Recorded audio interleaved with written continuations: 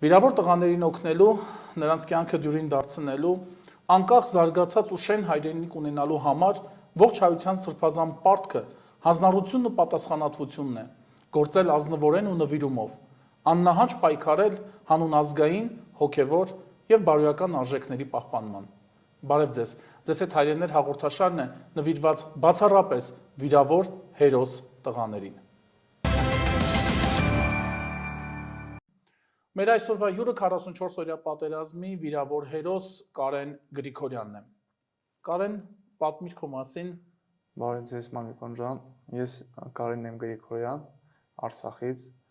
Ծնվել եմ 2001 թվականին Արցախի Հանրապետության Մարտունու շրջանի Հերհեր գյուղում։ Ուսումս ստացել եմ Հերհերի միջնակարգ դպրոցում։ 9-րդ դասարանը ավարտելուց հետո ուսումը շարունակել եմ Ստեփանակերտի Քրիստոֆոր Իվանյանի անվան ռազմամարզական վարժարանում, որտեղ 2 տարի սովորելուց հետո տեղափոխվել եմ նորից Հերհերի միջնակարգ դպրոց։ Ավարտելուց հետո 2019 թվականին զորակոչվել եմ բանակ։ 2019 թվականի հուլիսի 15-ին ծառայության եմ անցել Մարտունի 2-րդ պաշտպանական շրջանում հետախուզական վաշտում։ Կարեն, մինչ ծառայության անցնելը ցանկանում եմ խոսես նաև քո հայրենի գյուղի Արցախի Հանրապետության Մարտունու շրջանի Հերհերի եւ ընդհանրապես Արցախում անցկացրած օրերիդ մասին։ Դժվար է խոսել արդեն մեր հայրենիքի մասին, որտեղ մենք ապրել ենք մեր ամբողջ կյանքը։ Պատկերացումները շատ ուրիշ ձև են, քանի որ շատ ենք կապված մեր հայրենիքի հետ, մեր ծննդավայրը։ Ճիշտ է, մենք նորից մեր հայրենիքում ենք, բայց այն տարածքը, որտեղ ծնվել ես, որտեղ մեծացել ես, դրանից լավ տարածք ու բնակավայր չկա։ Անհնար է պատկերացնել, որ չես կարող հետ վերադառնալ քո տուն, որովհետև տարիների ընթացքում ծնողներիս ու եղբորս հետ կառուցել ենք մեր սեփական անկյունը, ունեցել ենք արդեն այն ամենը, ինչ պետք էր երջանիկ ապրելու համար։ Անկրկնելի բնություն, անկրկնելի մի երկիր, որտեղ ապրելը ուղղակի շատ հեշտ էր։ Հիանալի էր ապրել մի պետությունում, որտեղ ամեն տարածք գնալուց ուղղակի հիացմունք էր ապրում, որովհետև իր բնությունը, իր հնավայրերը մեկը մյուսից գեղեցիկ էին։ Նույնպես մեր գյուղում շատ հիանալի եւ շատ գեղեցիկ տարածքներ ուներ, մոտիկ էր Տնջրի ծառից, որը աշխարհում մեկ աշխարհարչակ է։ Արցախում պատմությունը, որի հիման վրա տնկվել է 3 հատ սոսեցառ, որից մեկը գտնվում է մեր գյուղում, մյուսը Սոխտարաշենում, իսկ մյուսը Սոս համայնքում։ Սոս համայնքի ծառը, որ չորացել է, դրա հիման վրա այդ գյուղը անվանել են Սոս։ Սոխտարաշեն գյուղի ու մեկ էլ մեր գյուղի ծառերը մինչև հիմա էլ մնում են։ Երկուսն էլ իր չափերով եւ իր բարձրությամբ շատ մեծ են ու շատ հիանալի տեղանք էին զբոսաշրջիկների համար։ Նաեւ մեր գյուղում էր գտնվում Ամարաս վանքի ամառանոց եկեղեցին, շատ գեղեցիկ բնություն ուներ մեր գյուղը։ Իսկ հիմա արդեն շատ ցավալի է պատկերացնել, որ հետ չես կարող վերադառնալ քո հայրենիք, քո տուն, որտեղ ապրել ես 20 տարի, որտեղ քո կյանքի ամենալավ տարիներն անցկացվել։ Անհոգ ու շատ անկրկնելի։ Արդեն գնացիր ծառայության եւ նաեւ այն համոզմամբ էիր, որ ինքդ ես պաշտպանում սեփական տունդ, որովհետեւ եթե չեմ սխալվում, ընդամենը մի 2 տասնյակ կիլոմետր հեռավորության վրա էր ձեր տունը քո ծառայության վայրից։ Ինչ կասես ծառայության տարիների մասին։ Ծառայության մեկնել եմ 2019 թվականին, հուլիսի 15-ին, ու շատ մեծ եռանդով եմ գնացել ծառայության, պատկերացնելով, որ 2 տարին իմ պարտք տալու պետությանը ետ կվերադառնամ իմ հայրենի գյուղ եւ կզբաղվեմ իմ սիրելի գործերով։ Ծառայություն շատ հոյակապ է անցել, 1 տարի ծառայել եմ հետախուզական վաշտում, 1 տարուց հետո տեղափոխվել եմ, անցել եմ դասընթացներ Վանաձորում, որից հետո նորից վերադարձել եմ Մարտունի 2, ծառայել եմ հետախուզական դասակում, որպես հետախուզական դասակի ջոկի հրամանատար։ Վանաձորից տեղափոխվել եմ Մարտունի 2 օգոստոսի վերջին, որից հետո զորամասից սեպտեմբերի 3-ին տեղափոխվել եմ դիրքեր ծառայություն շարունակելու նպատակով։ Սակայն ամեն տարի երկու անգամ հետախուզական ստորաբաժանումները գնում են ճամբարներ, մեկ ամիս ժամանակահատվածով։ Ճամբարը տեղափոխվելուց հետո մինչև սեպտեմբերի 25-ը, սեպտեմբերի 26-ը եղել ենք ճամբարում։ Ճամբարը սեպտեմբերի 26-ին ավարտվեց եւ մեզ տեղափոխեցին մեր դիրքեր։ Այսինքն 2020 թվականի սեպտեմբերի 27-ին, երբ սկսվում է պատերազմը, ինչ էիր անում դու, այսինքն արդեն գալիս է սեպտեմբերի 27-ը եւ ինչ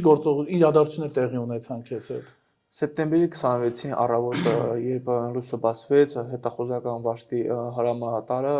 ասաց, որ պետք է արդեն տեղափոխվենք ամեն մեկս մեր դիրքեր։ Հարց առաջացավ ինչն է խնդիրը, եւ ամեն անգամ մեկ ամիս լրիվ կատարում եք մեր ճամբարը, որից հետո նոր տեղափոխվում մեր հիմնական ծառայությանը, ասաց, որ ինչ որ տարաձայնություններ կան պատերազմի կամ ինչ որ հարձակումների վերաբերյալ, բայց հստակ ինչ որ բան տվյալ չկար։ Տեղափոխվեցինք դիրքեր, իմ դիրքը տեղափոխվելուց հետո ծառայություն շարունակելու ժամանակ երեկոյան ժամը 12:00-ին սեպտեմբերի 26-ին զանգեցին ինձ եւ ասեցին, որ դիրքերին հաղորդեմ, որ առավոտյան ժամը 5:30 բոլոր ստորաբաժանումները լինեն Զարթուն, քանի որ Ադրբեջանը համաբանակային տագնապ է կազմակերպելու։ Բոլոր դիրքերի տեղյակ պահելուց հետո, իմ անձնակազմին նույնպես տեղյակ պահելուց հետո ասեցի, որ լինեն շատ ուշադիր։ Ու տենց մինչև առավոտ ժամը 7-ը անկախ իզնից սենց պատի կողմին նստած էի, որտեղ կապի միջոցներ, իսկ մյուս կողմում մյուս ծառայողներ, ով պատասխանատու է 2 ժամ այդ կապի համար։ Ամեն անգամ երբ կապը զանգում էր, մինչև զինվորներիցս վերցնեին կապը, անկախ իզնից ես էի վերցնում, չգիտեի ինչ որ մի բան զգում էի երևի։ Ուտես մինչև առավոտ ժամը 7-ը օրը ահավոր հոգնած է։ Առավոտ ժամը 7-ին հերթափոխ կատարելուց հետո հենց մտա թաքստոց, մեկ էլ հանկարծակի տղեկից մեկը վազալով եկավ, թե դուրս եկեք, սկսվել է։ Ու այդ պահին դուրս եմ եկել, առաջի բանը որ տեսել եմ, պատկերացումս եղել է մի 5 հատ ինքնաթիռ հայրենական պատերազմի ժամանակ, այդ ինքնաթիռների նման, որը ես մենակ կինոներում եմ տեսել։ Ու սենց տեսել եմ, որ մեզ սահմանը հատել են։ Սահմանը հատելու վայրկյաններ ա տևել, երբ մեր հոբ համակարգը բոլոր ինքնաթիռներն էլ վերացրել է։ Ու հրետակոծությունը այդ պահին սկսվել է։ Այսինքն սպասում կար ու դու հենց պատրաստված էիր։ Սպասում կար, տենց Լինում են տղաների հետ շատերի հետ որ խոսում ենք, նրանք ասում են, որ չէին սպասում ճաշարանի ճանապարհին էին, բայց դու փաստորեն անգամ ինքդ էիր ժամերը հաշվել, թե երբ պետք է սկսվի պատերազմը։ Հա, ճիշտ ասած, դիրքերում կա երկու կապիտ միջոց, որը մեկը իրավունք ունեն զինվորները վերահսկի, իսկ մյուսին իրավունք չունեն վերահսկի, մենակ կարա դիրքի հավաքը վերահսկի, մեկ էլ դասակի հրամանատարը։ Բայց անկախ էզնից այդ գիշերը երկու կապերն է, սենց չգիտեմ, մի ուրիշ ձևի է ուշադրություն դարձնում։ Ու տղեկն էլ էին ասում, խիչ ես թողում պատասխանեք բան, ասում եմ, չգիտեմ, էլի մի ձևն է, անկախ էզնից պատկերացում, ընդհանրապես քունս էլ չէր տանում, որ կարանայի քնեի։ Ու առավոտ որ արդեն լույսը բացվեց, այդքանը կատարվեց, դեմից չէի պատկերացնում, որ կարող կռիվ էր, որովհետև մի քանի ամիս առաջ պաշտպանականի վրա նույնպես այդպես հարձակում էր եղել,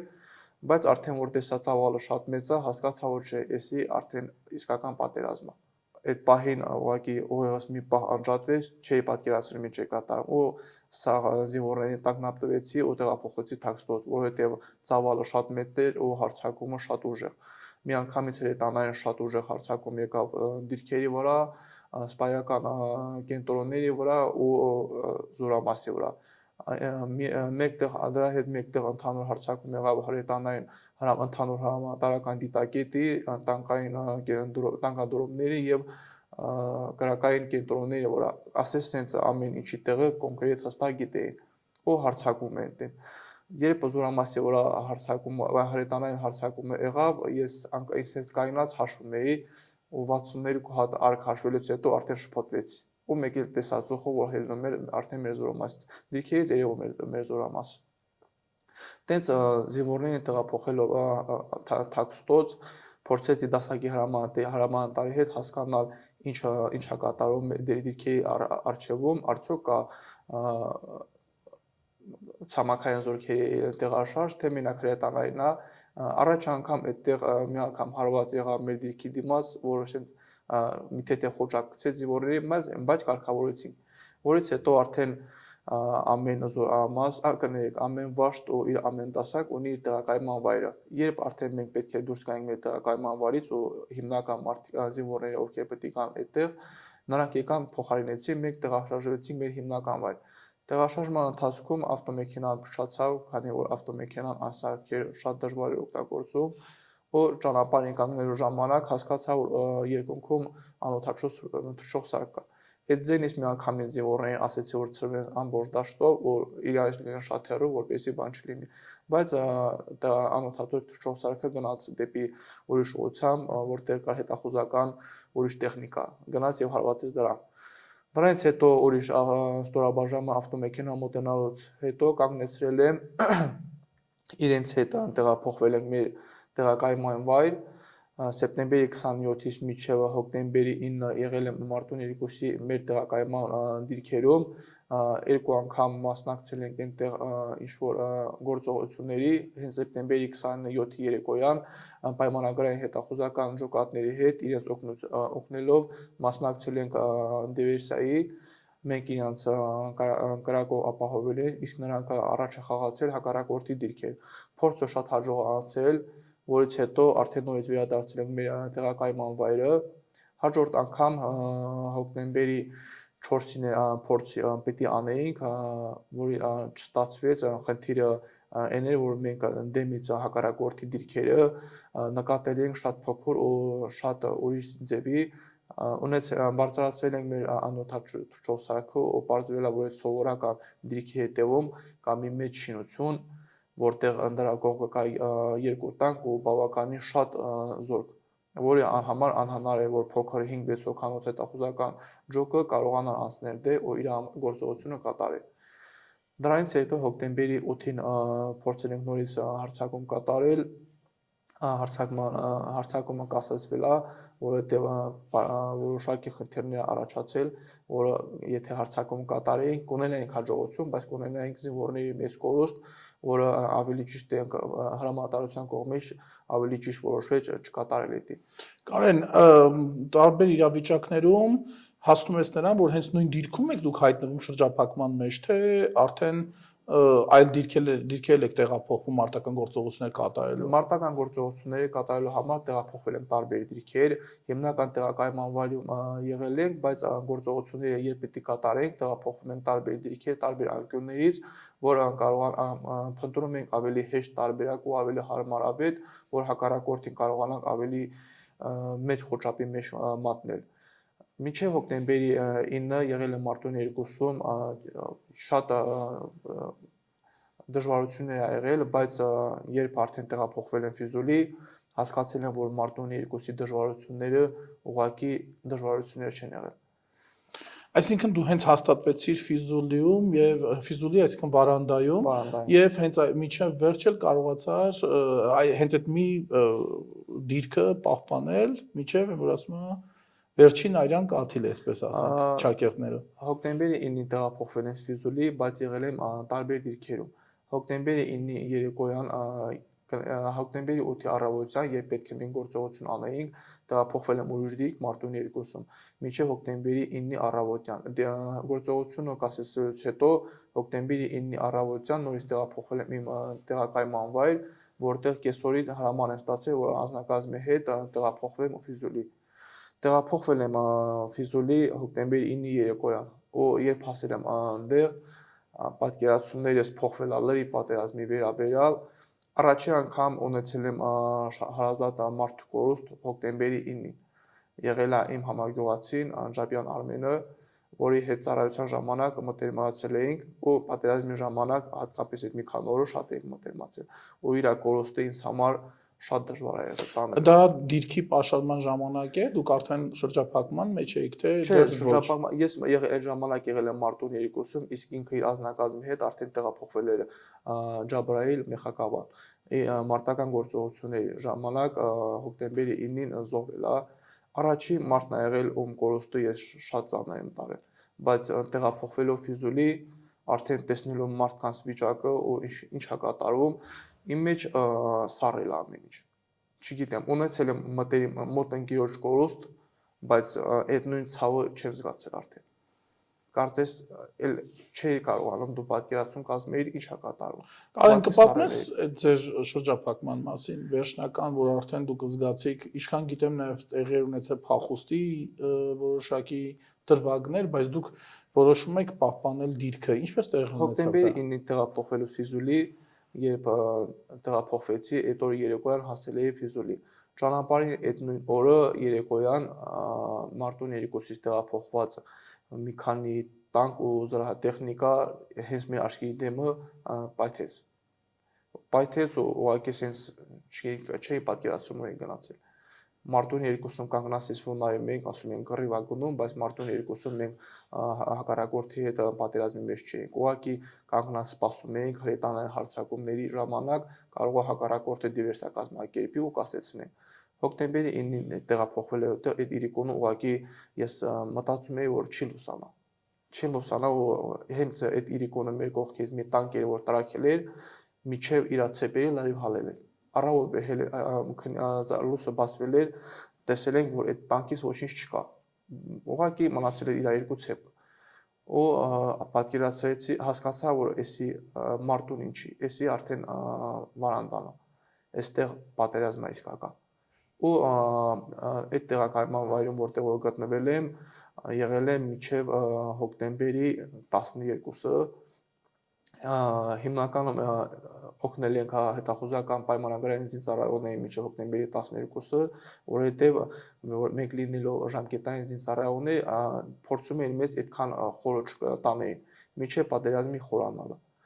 Ու տենց մինչև հոկտեմբերի 12-ը միշտ օգնել ենք վիրավորներին, հանել ենք, ինչ որ կարողացել ենք։ Եվ մեր ուժերի չափով արդեն ինչ կարողացել ենք։ Արդեն պատերազմը երբ ավելի է սրացել,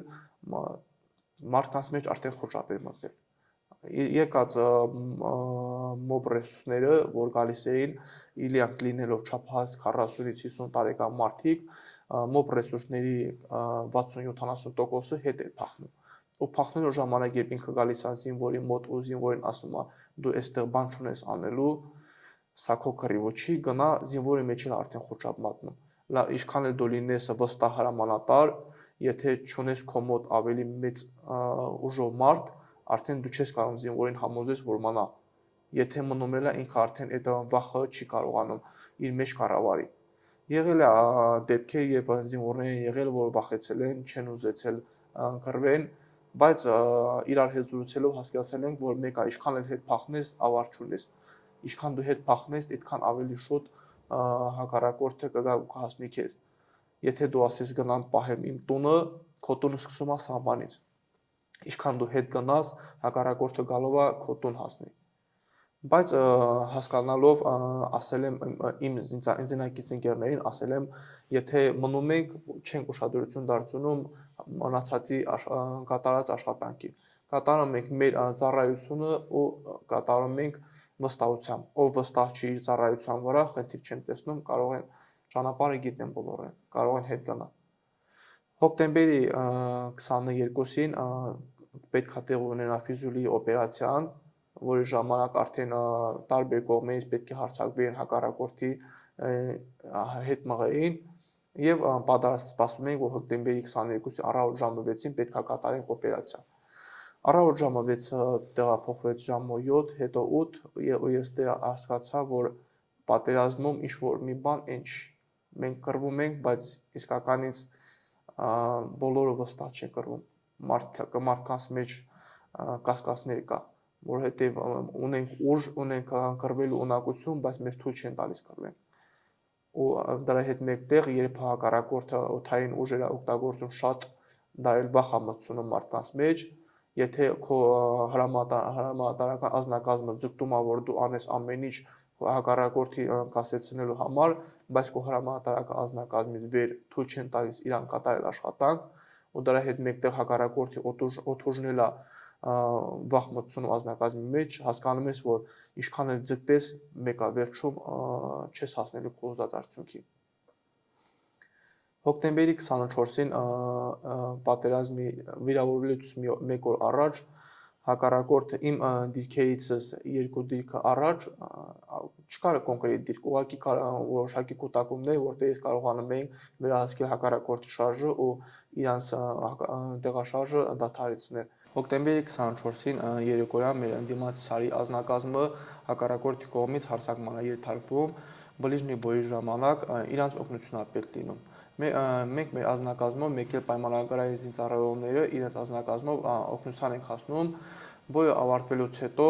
փորձում ենք հակառակորդի դիակների մոտիկանալ ու հասկանալ ինչ ունեն իրանց մոտ։ Հակառակորդից մի հատ ռացիա ենք վերցնում, որ ընտրեքից մեկը սկսում է հետները խոսել թուրքերեն ու իջնում ենք այդ դիրքից, այդ ռացիա մեր ձեռը։ Ռացիան եւ վերցնում ենք իջնում մեր պայմանագրային ծառայողներից մի 6-7 հոգի միասին կանգնած են ու այդ ռացիայով ուզում են լսեն տենան ինչ են ասում։ Մեկ էլ իրանց հրամանատարը ասաց, որ ցրվեք, մի կանգնեք տենց, ու ես մի քիչ հեռանում եմ իրանցից ու այդ պահին հակառակորդի բայրակթարը խփում է տղերքի մեջ։ Պայմանագրային հետախուզական դասակից ուներ մեկ այդ պահին 6 զոհ ու 1 վիրավոր, որից հետո ուղղակի ահավոր էր այդ պահը, մենք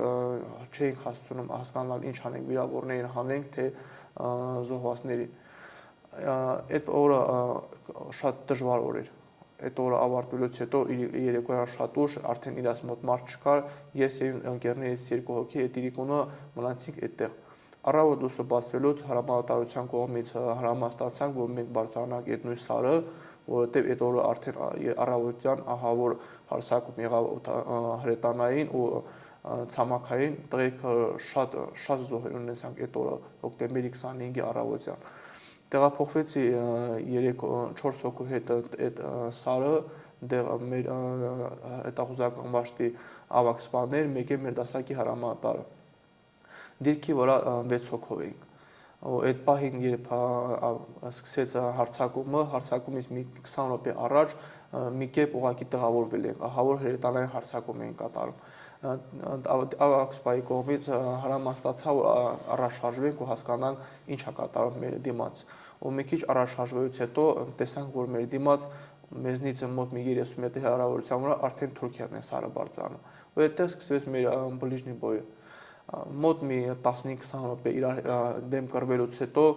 մեր հրետանի մեզ օգնության է հասնում, որը էլի մեծ օգնություն է ցուցաբերում ու կռիվը մի 10-15 րոպե դադարեցվում է։ Դադարեցման ժամանակ նկատել եմ, որ հակառակորդի ազնագազմը ավելի է խտանում սարի ներքևում։ Ու մեկ էլ արդեն մի 15-20 րոպեից, երբ հակառակորդի մի մասը թաքուն սարի մյուս հետևով մոտիկանում էր մեզ։ Դուք ընդհանուր 6 հոգի էիք եւ քանի հակառակորդի թշնամու քանի հրոսակների դեմ էիք պայքարում։ Չափի շատ էին, չեն կարող կոնկրետ թիվ ասեմ, բայց այն որ նայում էի, չէի կարող հասկանալ 50 հոգի են, թե 100 հոգի, թե ավելի շատ, որովհետև քանի գնում, քանի ավելի շատանում է։ Հրամանատարության կողմից լսեցինք ռացիայով, որ մենակ 70 հոգի մեր հետևի կողմից փորձում են մոտիկանալ մեզ, բայց սարը շատ անհարմար էր, չէին կարողանում դուրս գալ տեսնենք։ Երբ հելնում էինք, դիպուկահարի միանգամից կրակում էր։ Պահ հարմարեցրիք, հրամանատարներից մեկը գրանտամյոտով կրակեց ձորի մեջ ու այդ պահին դուրս եկան իրանք։ Ու կռիվը նորից սկսեցիք։ Մի 10 րոպե կռվելուց հետո հակառակորդի հրետանին արդեն նորից սկսեց ուժեղանալը ու այդ պահին մի հատ արկանգավ իմ դիմաց։ Երբ արկանգավ իմ դիմաց, այդ պահը մենակ մի թեթև ծակոց զգացի։ Չէի հասկացել, թե որտեղից եմ վիրավորվել ու ոնց եմ վիրավորվել։ Այդ պահը ուղղակի sense նայեցի ոտից, տեսա, որ ոտս թրջվել է, արյուն է սա։ Ու ասեցի հրամանատարից, որ եղիշ վիրավորվել եմ, ասեց դուրս արի, ասի չէ, ոնց որ դες ստանդարտ չեմ վիրավորվել։ Զգում եմ, որ ոչ մի բան չի զգում։ Ու մի 5 րոպե արդեն որ կրակեցի, հասկացա, որ աչքերից դեմը սևանում, ասի չէ, չեմ կարող։ Սենց կանգնեցի, որ գնամ, հասկացա, որ չէ, ոտս լրիվ ջարդվել է։ Անկա եղիշ եկավ իմ դասակի հրամանատարը սա գրկեց որ տանի հասկացա որ մենակ ոտից չեմ վիրավորվել էին նաև փորիցս ու արդեն չէի կարողանում մի հատ ասորի զինվորոն էինք Իվաններ Ավդոշոև եկավ որ եղիշին օգնի որ տեղափոխեն տեղափոխելու ժամանակ ասեց սարի թեկողությամբ էին գնում որ արկերի մեջ չկպնեն բայց սարի կես անցած հակառակորդի բեսպիլոտնիկը գցեցի մեր մեջտեղը ու այդ պահին ոնց որ ինձ sense շպրտեին օդ ու այդ պահին մենակ sense մտածեցի ու ասեցի արդյոք կյանքը այսքան կարճ է։ Իսկականից ես 19 տարեկան լինելով կյանքի քաղցրություն զգացի։ Կարևորեցի կյանքը այնքանով, որ մարդիկ կարող ապրեն սա կյանք ու չհասկանան կյանքի կարևորությունը այդքան։ Հասկացար, որ կյանքում դու ոչ մի բան չես ապրել ու ուզում էիր, որ չմեռնեիր ուղղակի։ Պատկերացում չունեիր ինչա կատարվելու քո հետ։ Ու այդ պահին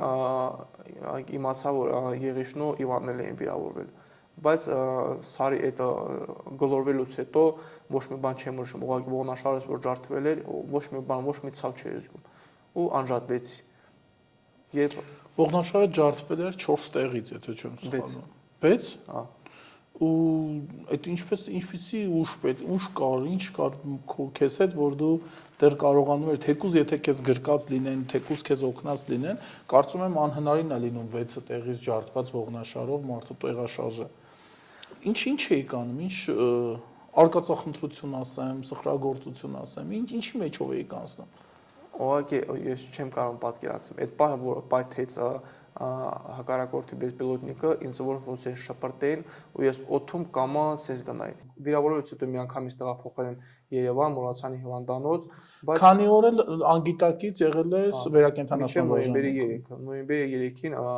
գիտակցությունից վերականգնվել է ու դեմից դեռ մի 15-20 օր չեմ իմացել, որ ոտս կտրված է։ Բայց դրանից դաժե չեմ նեղվել եմ դրանից, որ բժիշկը ասել է հնարավոր չկարողանաս քայլես։ Կարեն, եկ հերթականությամբ, հա, ասենք առաջինը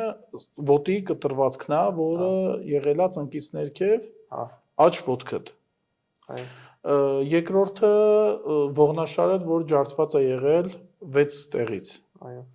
Այսինքն հետեւաբար քո ողնաշարը կարելի ասել 0-ից հավաքել են, այսպես հա, բժիշկները։ Ֆիքսած է 6 տեղից, որ կարողանա էլի երկաթներով ֆիքսած է, որ կարողանա պահի, որովհետեւ ողնաշարի ոսկորների չի գտնում։ Որպես հիվանդ,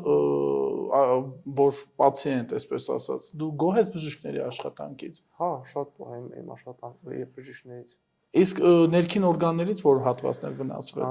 Ներքին օրգաններից լյարդի վնասվածք են ստացել, բացի այդ էլ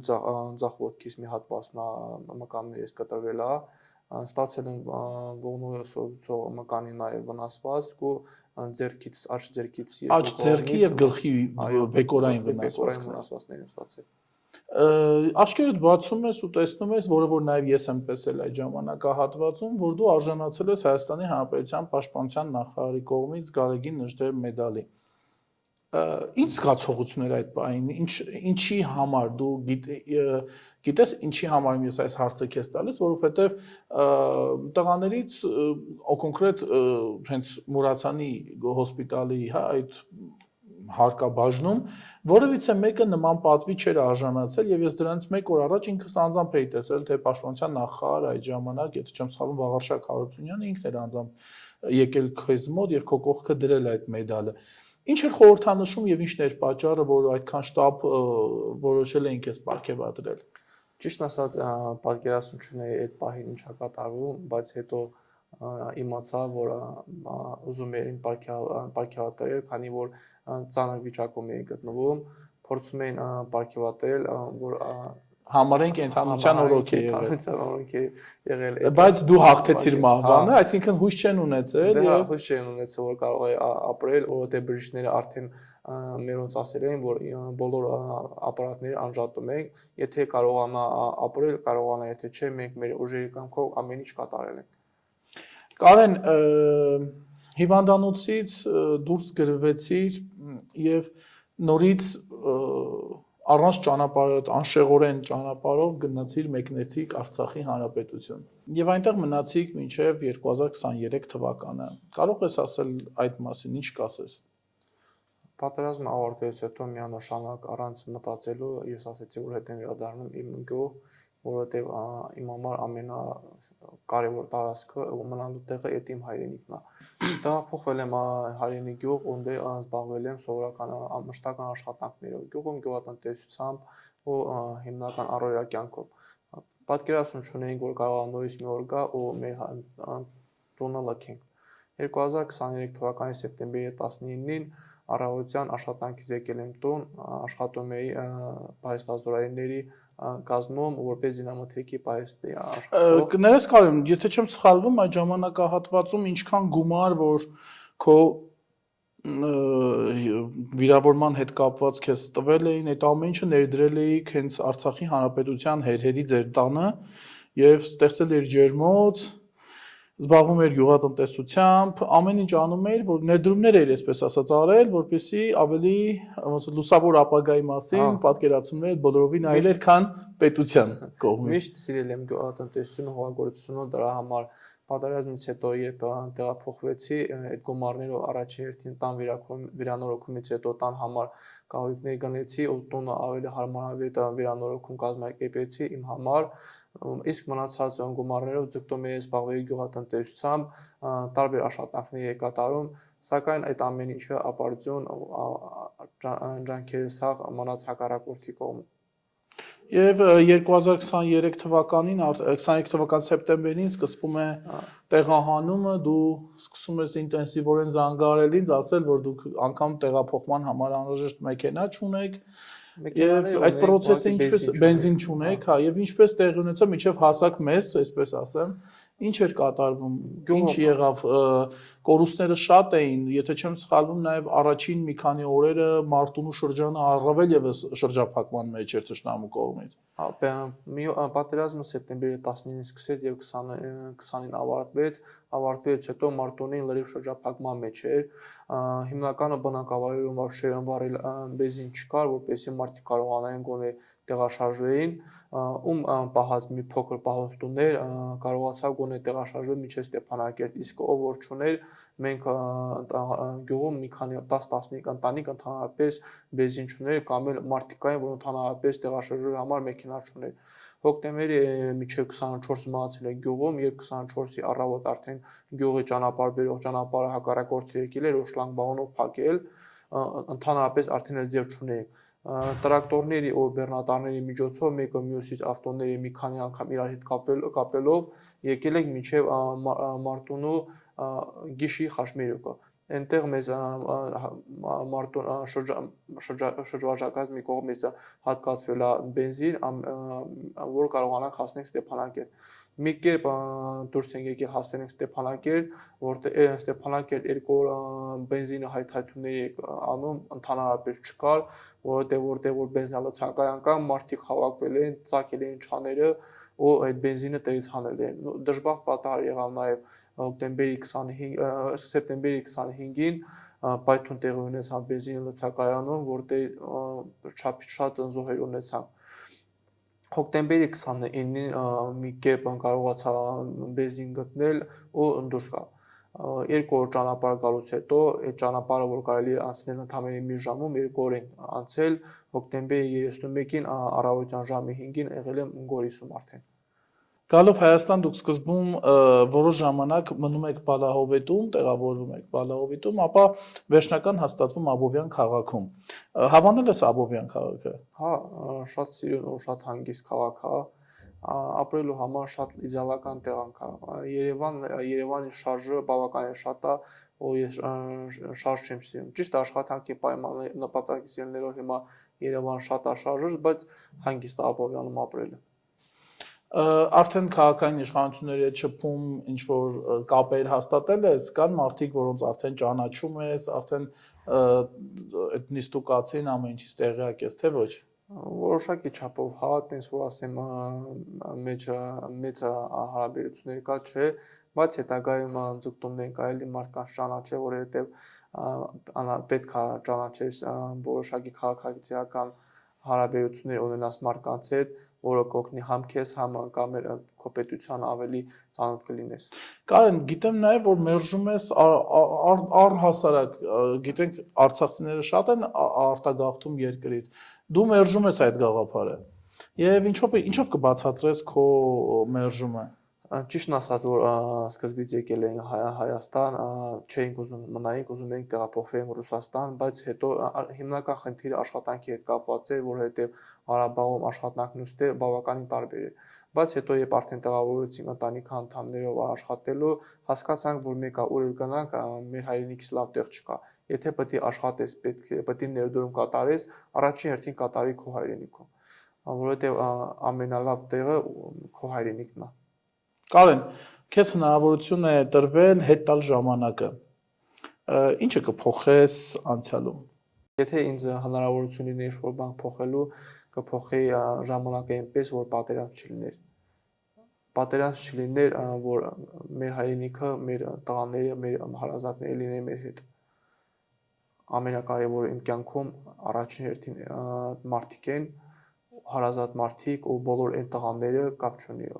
որտեղից են եկել, բոլոր այն տղաները, ովքեր որ զոհվել են,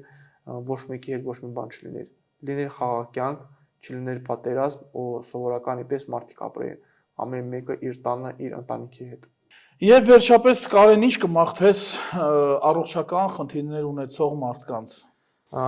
Բոլոր տղաներին, մարդկանց ցանկանում եմ առաջին հերթին առողջություն։ Ցանկացած մարդու համար առաջին հերթին կարևոր է իր առողջությունը։ Եթե մարդ ուզում է հասնի ինչ-որ մի նպատակի, ունի նպատակ, պետք է ունենա առողջություն իր նպատակի հետևից գնալու համար։ Ամենակարևորը առողջությունն է։ Ապրես Կարեն ջան, հուսով եմ առողջ էլ կլինի քո կյանքի մնացած տարիները եւ կլինի վայելքի ու հետաքրքիր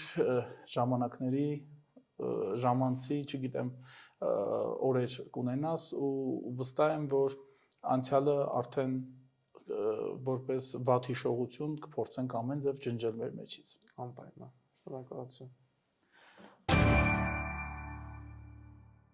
Կարենը պայքարում էր հայրենիքի իր ապրելու եւ արարելու իրավունքի համար։ Ցավոք, այդ պայքարը լի էր փշով ու տատասկով, բայց աննկուն էր քաջի կամքը։ Իր օրինակելի վարքով, պատասխանատվությամբ եւ գիտակցված մահով անգամ նա պատրաստ էր անցնել անմահության ճանապարհով այնպես, ինչպես մեր արցախյան մյուս հերոսների անցած ուղիներ։ Սակայն Աստծո կամքն էր, թե ապրելու անհագ ցանկությունը, Կարենը մնաց մեզ հետ։ Մնաց, որ թշնամուն կրկին սանձի, իսկ վերջում մեզ պարգևի աշխարհի ամենագեղեցիկ ժպիտը, հաղթողինը։ Մաղթանքս մեկն է. ապրեք խաղաղ։ Հայրեններ հաղորդաշարին օգնելու եւ հայրենների մեր հերոս տղաներին օգնելու համար կարող եք ուղղակի կապ հաստատել նշված հեռախոսահամարներով, ինչպես նաեւ Instagram-յան եւ Facebook-յան իմ պաշտոնական էջերում։ Շնորհակալություն։